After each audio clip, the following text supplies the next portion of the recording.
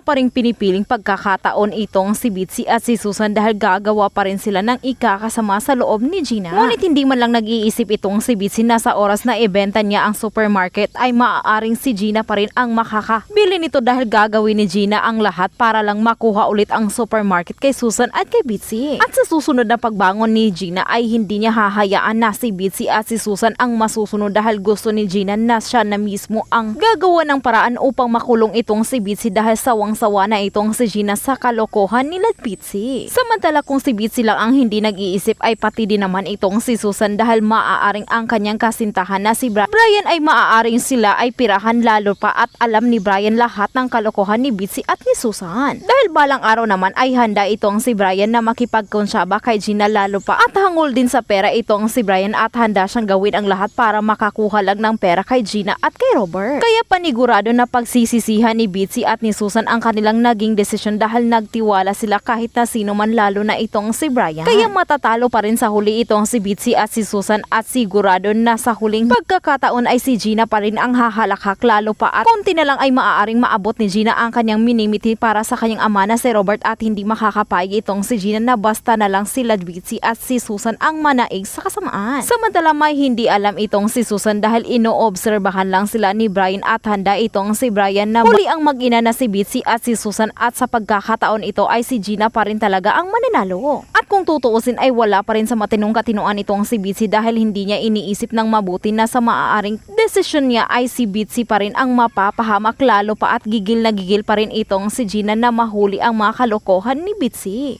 At sa pagkakataon na mahuli na nga sa akto ni Gina ang mga kalokohan na ito ni Bitsy ay hindi na papatakasin sa kamay ni Gina itong si Bitsy nang sa ganun ay matauhan ito sa kasamaan na kanyang ginawa. Dahil sigurado naman itong si Gina na may hangganan pa rin ang kasamaan at hindi makakapigil itong si Bitsy sa anong desisyon at pinaplano ni Gina at dito na po nagtatapos ang ating My Father's Wife Advance Episode Update.